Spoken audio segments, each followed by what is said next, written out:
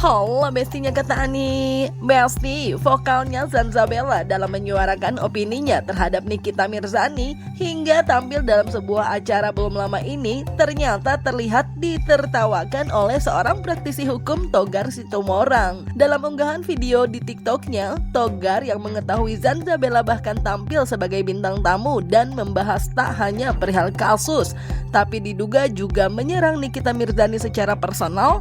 Gak cuma membuat Togar terlihat tertawa, tapi juga menyebut Zanzabella tidak ada legal standingnya. Bahkan dalam videonya tersebut, ia pun menanyakan siapa Zanzabella dan membandingkan dengannya yang merupakan seorang praktisi hukum dan kenal dengan Fahmi Bahmit dan juga Nikita. Halo, Horas. Selamat siang di hari Senin yang sangat ceria. Saya melihat adanya wawancara eksklusif dan kebetulan di sini ada jadi narasumber yang bernama Zanzabella. Wow, dikatakan di sini Zanzabella upaya pihak Nikmir sesat dan membingungkan. Wow, gila. Jadi ini nih ya, gila ini. Gue lihat ini nih ngakak terbahak-bahak. Dan lagi pula nih yang menginterview juga ngawur ya. Nggak ada legal standing bintang tamunya sehingga dia bisa dikasih panggung, bisa dikasih tempat. Bahkan di situ dia nyatakan bahwa si Tengku Zanzabella ini bingung atas strategi dan langkah hukum pihak Nikita Mirzani. Jujur, satu, Zanzabella nggak ada urusan dengan pihak Nikita Mirzani. Kedua, juga dia bukan seorang praktisi hukum ataupun bukan latar belakang apa terkait masalah hukum. Dan di sini dia hanya posisi katanya ya, influencer. Mudah-mudahan nggak sama dengan yang ini apa nih? Ini fresh care namanya. Nah, jadi gue sangat kaget di sini dikatakan bahwa Nikmir sama Fahmi Bahmit itu langkah hukumnya kontradiktif. Jadi ini yang bisa saya kasih tahu ya. Dalam suatu proses hukum di negara kita tercinta ini, kadang-kadang kita harus jujur bahwa hukum itu tebang pilih. Dan itu terjadi banyak.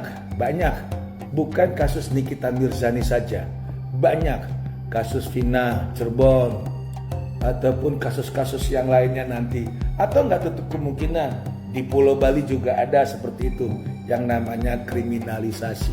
Kriminalisasi ini bisa dalam bentuk apa aja dan bisa terjadi sama siapa saja. Jadi kalau orang yang nggak ngerti konstruksi hukum atau bukan orang hukum, janganlah membuat suatu pernyataan-pernyataan yang memang kontradiktif, apalagi kalau orang itu tidak ada hubungan dengan Nikita Mirzani, dengan Bang Fahmi. Nah, yang kita sangat sayangkan, kok bisanya dia kelihatan nyerang pribadi Nikita Mirzani, padahal temen juga bukan, kawan juga bukan, telepon-teleponan juga nggak pernah, WA-WA-an juga nggak pernah. Nah, kalau gue advokat Dr. Togar Situmorang, satu, gue ini doktor hukum. Kedua, gue temen dan kenal baik Bang Fahmi. Ketiga, gue kenal dan sering komunikasi sama Nikita Mirzani. Nah, terkait kasus Nikita, makanya gue coba semampu gue untuk bersuara terkait carut marut penanganan prosesnya. Waktu di Polda Metro, ingat kan? Begitu digaspolnya seorang Nikita Mirzani, tahanan pertama 20 plus 40 plus 30, lalu mau detik-detik kalah 30-nya lagi tambahan, itu bisa P21. Nah, waktu pindah ke P21 itu pasal berubah, yang tadi 368 berubah jadi 369. Nah, dalam hal ini sudah ada compang-camping penanganan, dan belum lagi desas-desus di luar sana bagaimana ada dugaan-dugaan yang berseleweran, ada yang dibilang amplop coklat, amplop ini, amplop itu. Itulah dugaan yang memang kurang, kita nggak tahu dari mana asal usulnya. Namun kembali lagi ke kasus ini, wajar seorang Fahmi, yaitu seorang lawyer, untuk memperjuangkan hak demi tegaknya keadilan kliennya, apalagi demi seorang Nikita Mirzani. Wajar melakukan upaya penangguhan, upaya bersurat ke Komisi 3, ke Bang Dasko, ke Pak Prabowo, kemana, itu wajar. Karena apa? Nikita juga warga negara Indonesia, nggak ada yang salah, dan tidak boleh ada satupun orang yang nyinyir bilang itu kontradiktif. Di mana kontradiktifnya? Yang kalau kontradiktif itu adalah dia tidak berani bertanggung jawab atas tuduhan atau sangkakan yang dilakukan oleh pihak si pelapor. Ini kan enggak, dengan jantan, dengan jiwa besar dia datang, kooperatif, segala macam. Walaupun hatinya tersayat. Karena apa? Dia adalah seorang ibu, rasa kangen kepada 3 orang anaknya. Bayangkan. Nah, di sini yang kita sangat bingung, kalau ada orang yang namanya Sansabella bisa demikian kritiknya kepada Bang Fahmi, kepada Nikita Mirzani. Saya nggak habis pikir sama orang tersebut. Kenapa dia sama Nikita terlalu mau istilahnya nyinyir? Temen bukan apa bukan. Nah, itu lagi pula ini yang perlu kita jelas ya, bahwa di dalam proses satu pidana itu harus yang dipegang adalah namanya ajas incriminalibus probation deben esse luce clarirores. Nah, karena yang namanya ajas deben esse luce clarirores probationes deben esse luce clarirores itu bukti harus terang, seterang cahaya. Nah, bagaimana mau terang? Pelapornya orang, tapi ternyata pada saat baca eksepsi nyebut nama PT suaminya. Nah itu, lalu dibilang adanya pemerasan, tapi pemerasannya sudah pasal diarahkan ke pasal yang lain. Lalu dibilang nilai kerugiannya 4M atau berapa. Nah, uang yang sudah disita sudah ada. Lalu dibilang TPPU tindak pidana pencucian uang. Nah, predikat krimnya aja masih debatable. Predikat kriminal utama aja belum ditemukan. Pertama, pasal awal di polisi berbeda dengan pasal di jaksa. Ini aja jadi debatable.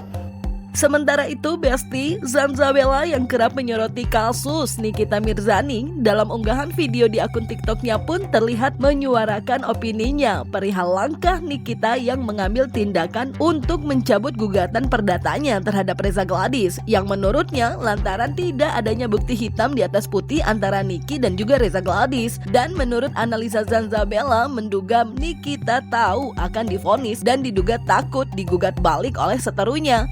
Nah, diduga kerap dibahas kondisi hidungnya, Zanzabella dalam video lainnya yang terlihat memajang foto jadul Nikita ini pun menyebut kalau permainan yang diduga adalah Nikita dengan menjatuhkan fisik dan mental hanya strategi agar lawannya tidak fokus. Sehingga Zanzabella pun mengajak untuk tetap fokus utama untuk memenjarakan Syndicate. Bahkan menurutnya kalau perlu busuk di penjara kalau memang terbukti bersalah.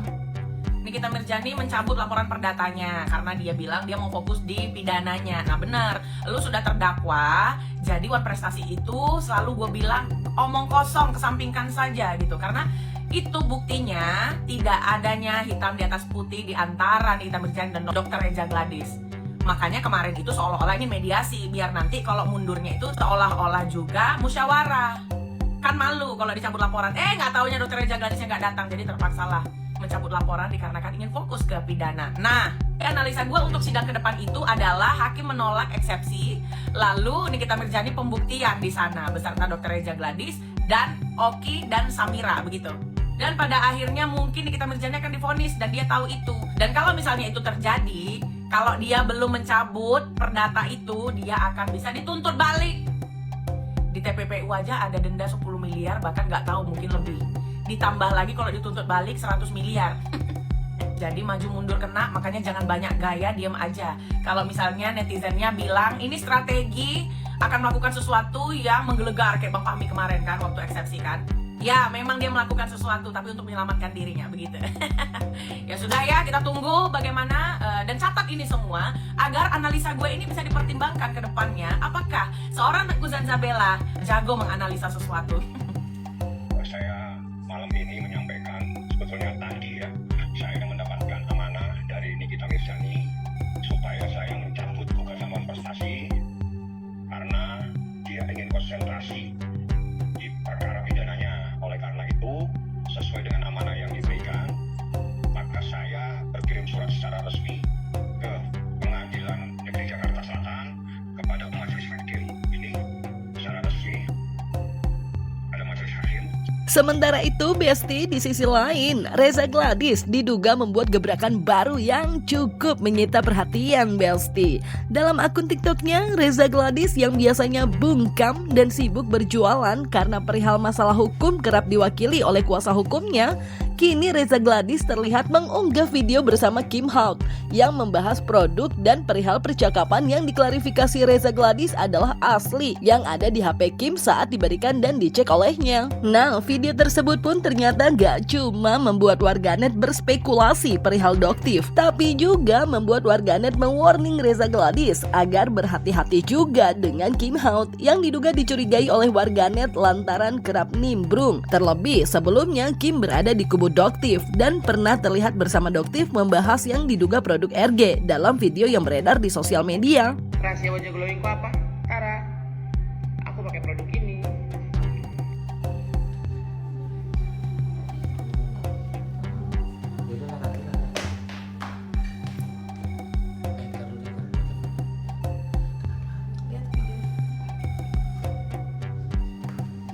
Suruh siapa? Saya jadinya fitnah. Baca sendiri aja deh nih. Nah, baca sendiri. Coba itu WA bener atau WA saya buat editan? WA bener. Coba buka profil fotonya. Buka. Siap. Assalamualaikum, minta maaf ya, maaf. Masih banyak chat yang lain. Pada mau tahu nggak? Masya Allah.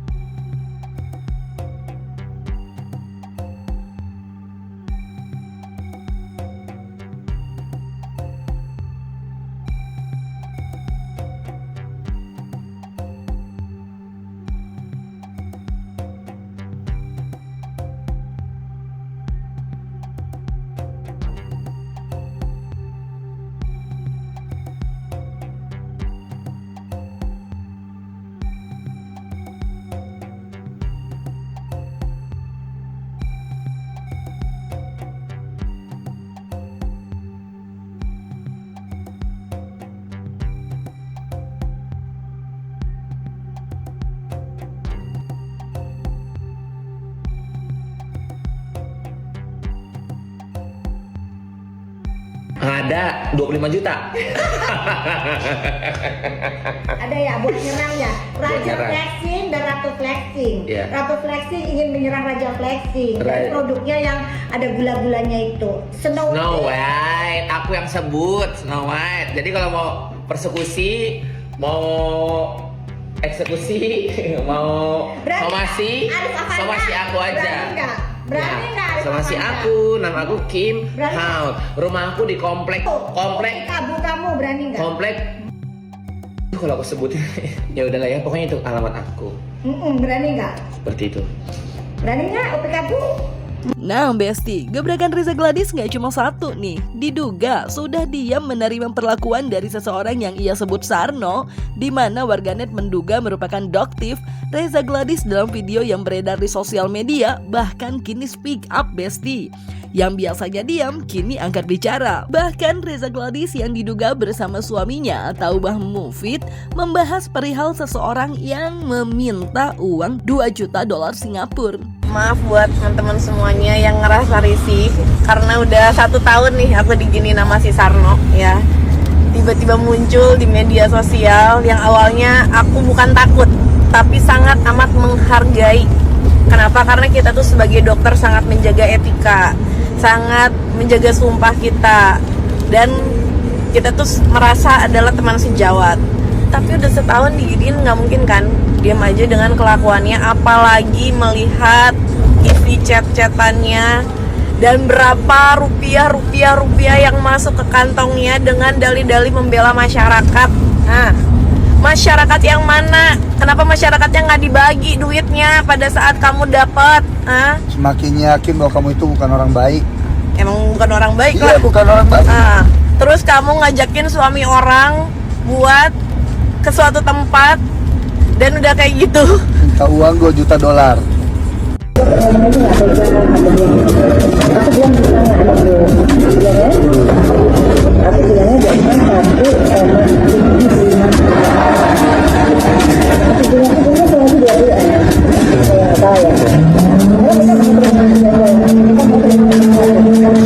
Itu tim, maksudnya tim siapa itu dok yang mau?